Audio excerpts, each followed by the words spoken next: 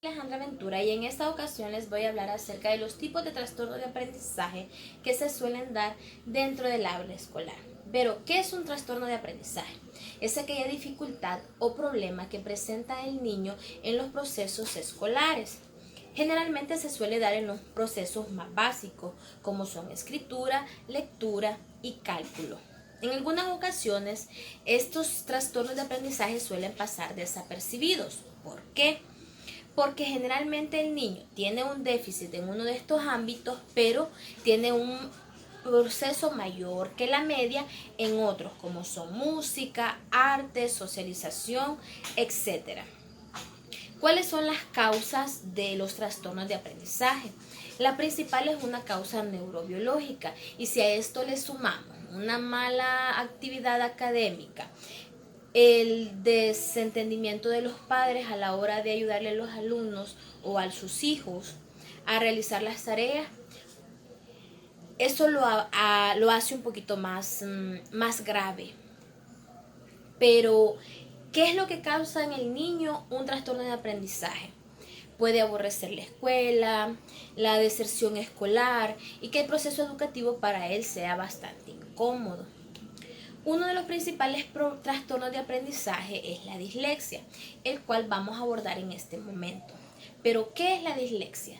La dislexia es el trastorno que generalmente hace que el niño tenga dificultad en la lectura. La causa de este trastorno es neurobiológico. ¿Qué pasa en la cabecita del niño cuando tiene dislexia?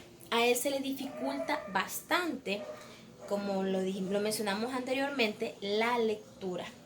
Él suele considerar o intercambiar las sílabas y las letras. En el texto se describe como que el niño considera o no se puede concentrar creyendo que las palabras o las sílabas están bailando alrededor.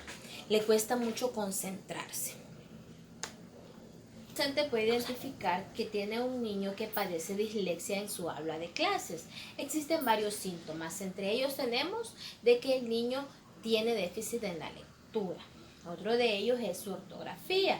Su desarrollo del lenguaje es bastante poco, por lo tanto no puede llamar algunas cosas por su nombre.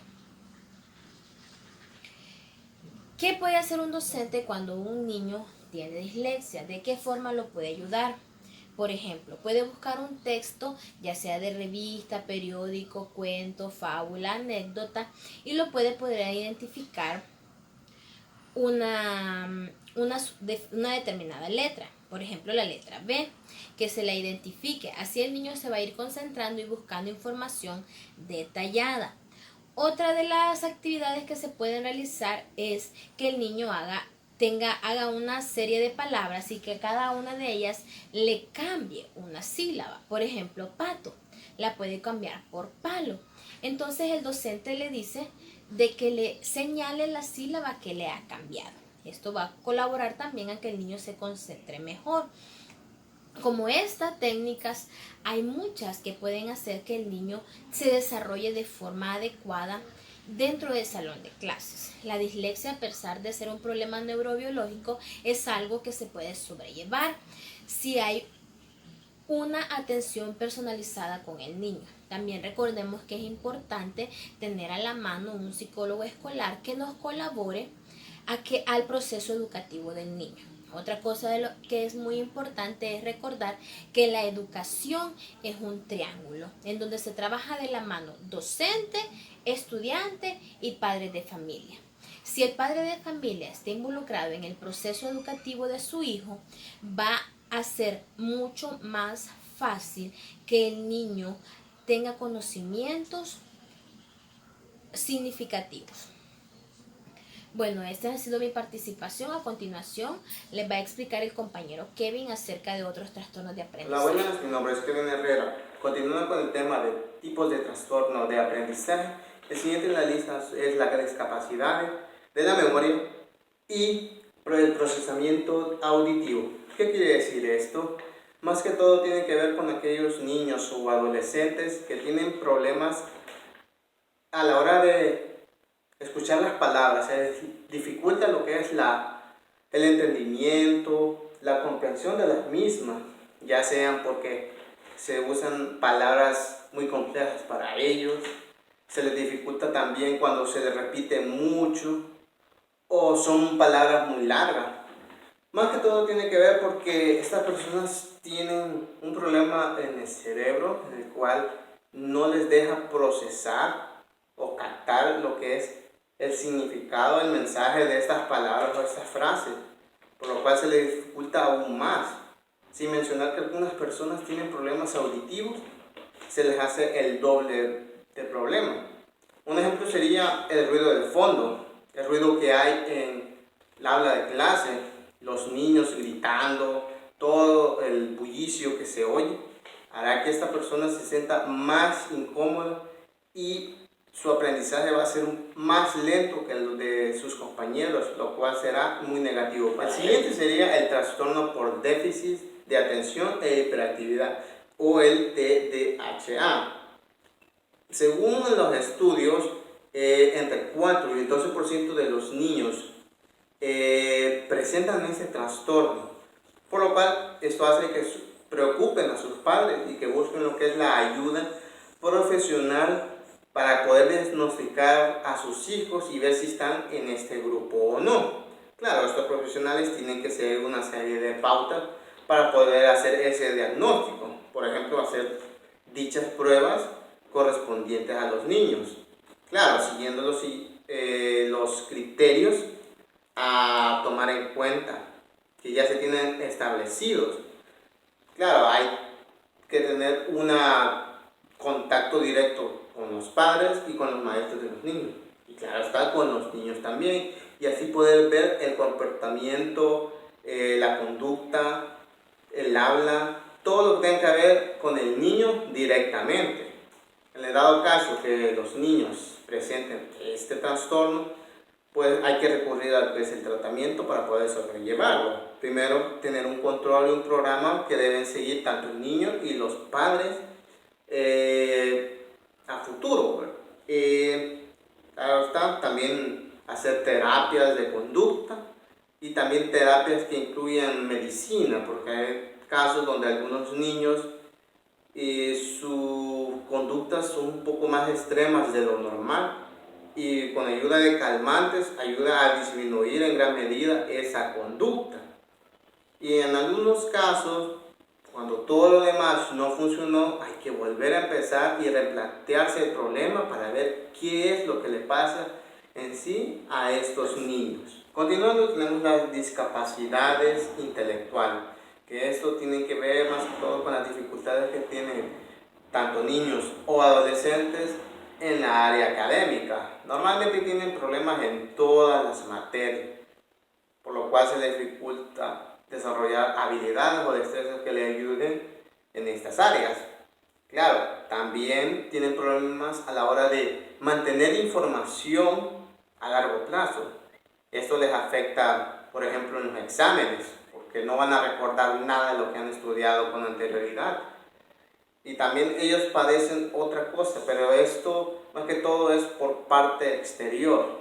Ellos reciben burlas de sus compañeros, lo cual les afecta negativamente a nivel emocional, por lo cual se debe de hacer un diagnóstico utilizando pruebas en sí para poder determinar si estas personas entran en estos grupos. Si, por ejemplo, su coeficiente intelectual es muy bajo, quiere decir que sí tiene esta discapacidad, por lo cual las personas involucradas deben de hacer un tratamiento en conjunto con todos, no solo con las personas afectadas, sino con sus maestros, con sus padres, para poder sobrellevarlo y ayudar a esas personas a que poco a poco se desarrollen de la mejor manera posible y que tengan una vida normal. El siguiente en la lista entraría un poco a debate porque muchas personas no lo consideran como un trastorno de aprendizaje y estamos hablando del autismo. ¿Qué es el autismo en sí? Se trata de aquellos niños o adolescentes que presentan problemas a la hora de poder socializar o tener una conversación o comunicarse con los demás. Si tú intentas tener una conversación con una persona autista, normalmente vas a tener una conversación muy diferente a lo normal. Más que nada por el comportamiento que esta persona va a tener, las reacciones, sus movimientos, todo ese tipo de cosas va a darte una imagen de no querer tener más contacto con ellas. Cosa que ellos no tienen la culpa de haber nacido con este trastorno. Y otra cosa que también las personas tienen mal visto o lo tienen en mente es que confunden al autismo con una dificultad de aprendizaje, por lo cual es completamente erróneo. En muchos casos sí se da de que niños tienen tanto autismo y presentan trastornos en aprendizaje, se puede dar el caso. Pero hay ocasiones donde una persona autista puede ser más inteligente que la gente normal promedio. A estas personas se les puede conocer como prodigios. Y en muchos casos estos niños prodigios son mucho más inteligentes que una persona adulta. Eso ha sido todo por mi parte. A continuación dejaré a mi compañera Wendy para que prosiga con el tema. Hola a Gracias. todos, mi nombre es Wendy Santamaría y retomando la explicación sobre los trastornos de aprendizaje, les hablaré acerca del síndrome de Asperger. ¿Qué es el Asperger? Lo primero que se debe mencionar sobre el síndrome de Asperger es que no es una enfermedad, por lo tanto no hay que buscarle una cura. Generalmente esta condición existe desde la concepción del niño y continúa en el resto de su vida. El síndrome de Asperger es un trastorno del desarrollo que se caracteriza por intereses limitados o preocupación inusual con un objeto en particular hasta la exclusión de otras actividades. Las personas con Asperger tienen dificultad para la interacción social y no comprenden los dobles sentidos y las ironías. También quienes padecen de Asperger suelen tener un interés muy específico por un campo del conocimiento. El síndrome de Asperger viene a ser un trastorno del espectro autista de intensidad leve. Aunque las dificultades de base son iguales, el grado de afectación es diferente. Su inteligencia suele ser normal, sus síntomas menos intensos y con el apoyo necesario pueden lograr ser personas autónomas en la adultez. ¿Qué causa el Asperger? La base del Asperger es biológica y hay un componente hereditario. En el síndrome de Asperger hay diferencias en la estructura y la función de algunas regiones específicas del cerebro. Esto parece ser debido a una alteración de la migración de las neuronas en el feto, que causa anomalías en la comunicación entre las neuronas que controlan el pensamiento y el comportamiento. Se calcula que lo sufren entre 3 y 7 de cada 1000 niños y es más habitual en los niños que en las niñas. Los estudios en niños con Asperger sugieren que sus problemas con socialización y comunicación continúan aún en la edad adulta. Algunos de estos niños desarrollan síntomas psiquiátricos adicionales y trastornos en la adolescencia y la edad adulta. Los niños con Asperger suelen presentar los siguientes signos y síntomas: pocas habilidades sociales y escasas relaciones con niños de su edad. Muestran dificultades para mantener el ritmo normal en una conversación. Suelen tener conversaciones restringidas a un solo tema en específico. Usan un lenguaje perfecto y formal. Interpretan literalmente el lenguaje. Son niños con dificultades motoras. Algunos de estos comportamientos pueden ser aparentes en los primeros meses de la vida del niño o aparecer más tarde. Antes de los 3 años de edad deben estar presentes problemas en al menos una de las áreas de comunicación y socialización o comportamiento repetitivo y restringido. El diagnóstico de Asperger es un proceso en 2 etapas. La primera etapa comienza con la evaluación del desarrollo durante un examen de niño sano con el médico general o pediatra. La segunda etapa es una evaluación integral de equipo para considerar o descartar el Asperger. Este equipo generalmente incluye un psicólogo, neurólogo, psiquiatra, terapeuta y otros profesionales con experiencia para diagnosticar a niños con Asperger. El tratamiento ideal de Asperger coordina terapias que abordan los 3 síntomas esenciales del trastorno: malas habilidades de comunicación, rutinas obsesivas o repetitivas y torpeza física. Como conclusión de nuestro trabajo, tenemos las siguientes. Número 1. Los problemas de desarrollo de aprendizaje constituyen para los niños un conjunto de problemas que interfieren en el rendimiento escolar, causando dificultades en el progreso académico y en las relaciones sociales de ellos. Es más común que surjan en niños que en niñas, y entre los más habituales se encuentran los relacionados con problemas en la lectura, la escritura o el cálculo. También, las principales causas de los trastornos de aprendizaje son los factores genéticos, las disfunciones neurológicas, considerado como la causa principal. También la falta de oportunidades para aprender, la baja calidad de enseñanza dentro de las aulas y factores preperi y postnatales. Otra conclusión es que los trastornos de aprendizaje se pueden presentar en estudiantes con poca capacidad mental, así como también en los que tienen altos niveles de inteligencia y rendimiento académico destacado. Los alumnos que tienen trastorno de aprendizaje padecen diversas consecuencias que afectan su desarrollo intelectual, como por ejemplo, problemas de comprensión, lenguaje, escritura, habilidad para razonar, hiperactividad, falta de atención, entre otros.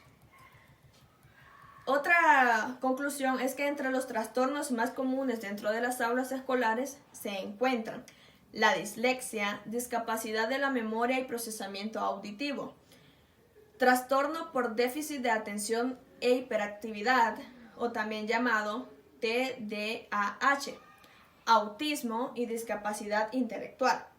Estos son los más comunes, pero existen más trastornos que no tienen tanta mención y son escasos los casos de estos trastornos. Y la última conclusión es que de la encuesta realizada a los docentes, también se puede concluir que todos poseen conocimientos sobre los tipos de trastorno de aprendizaje y que saben cómo tratar con estos trastornos dentro de sus aulas de clases. Para finalizar, tenemos las recomendaciones. Las recomendaciones para los maestros son las siguientes. Número 1. Informarse constantemente sobre los distintos casos de trastorno de aprendizaje para mantenerse actualizado con información reciente. Número 2. Realizar adaptaciones curriculares con profesionales en esta área. Por ejemplo, un maestro de educación especial o un psicólogo escolar. Número 3. Trabajar de la mano con los padres de familia para lograr compartir información y soluciones sobre el trastorno. Número 4. Respetar el estilo de aprendizaje y el ritmo con el que el alumno trabaja, no presionarlos demasiado ni intimidarlos. Y número 5. Evitar que los demás estudiantes excluyan, menosprecien o se burlen del niño que sufre un trastorno. Y las recomendaciones para los padres son las siguientes. Número 1. Buscar información sobre el trastorno que su hijo padece. Número 2. Elogiar los triunfos y buenas acciones del niño. Por ejemplo, por una buena calificación escolar de parte de él, puede obtener una recompensa por parte de sus padres. Número 3. Apoyar y ayudar a los niños con sus tareas escolares, recordando que a ellos se les dificulta un poco realizarlas. Número 4. Demostrar paciencia y comprensión puede contribuir a que el niño supere sus dificultades. Número 5. Transmitirles confianza con respecto a los profesionales que intervienen. Se debe transmitir respeto y confianza a los niños con trastornos para que ellos logren una mejor apertura en el consultorio. Y por último, realizar ejercicios para la atención, la memoria y el vocabulario. Para ello se pueden utilizar situaciones cotidianas. Muchas gracias, esta ha sido nuestra participación.